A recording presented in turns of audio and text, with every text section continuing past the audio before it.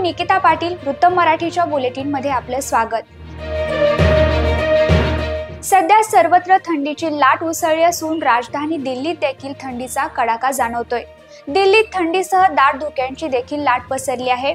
अशा परिस्थितीत विमान सेवेला मात्र मोठा फटका बसला आहे।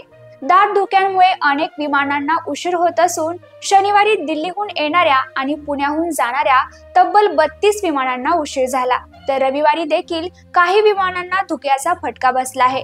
यामुळे प्रवाशांना प्रचंड मनस्ताप सहन करावा लागतोय। सकाळच्या सुमारास दिल्लीत दाट धुके पडले होते। यामुळे दिल्लीहून जाणाऱ्या आणि येणाऱ्या विमानांना फटका बसला आहे। कोरोनानंतर चीनमध्ये ह्यूमन मेटान्यूमो या व्हायरसनं धुमाकूळ घातला आहे। या व्हायरसनं चीनमध्ये हाहाकार माजवला आहे।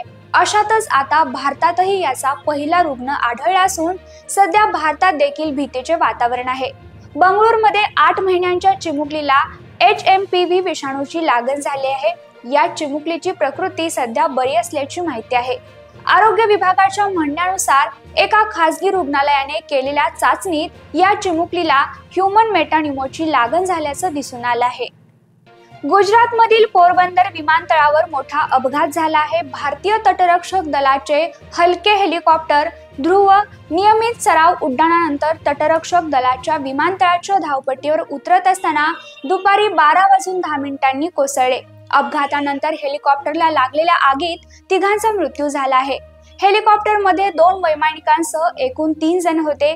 या तिघांचाही उपचारादरम्यान मृत्यू झाला। पाकिस्तानातील बलुचिस्तानमध्ये शनिवारी संध्याकाळी चालत्या बसमध्ये मोठा स्फोट झाला। या आत्मघातकी हल्ल्याने एक प्रवासी वाहन आणि पोलिसांच्या वाहनाला धडक बसली।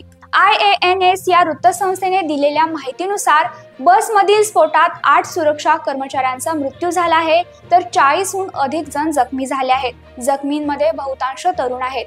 दरम्यान 14 फेब्रुवारी 2019 रोजी म्हणजे 7 वर्षांपूर्वी जम्मू काश्मीर मधील पुलवामा येथे पाकिस्तानने अशाच प्रकारे दहशतवादी हल्ला घडवून आणला होता, ज्यात भारतीय निमलष्करी दलाचे 40 जवान शहीद झाले होते।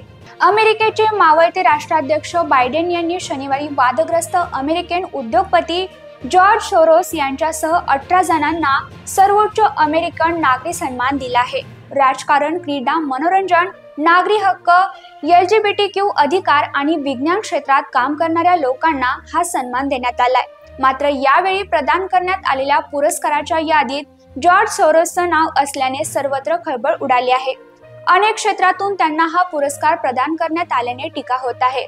तर या होत्या आतापर्यंतच्या ठळक बातम्या। धन्यवाद।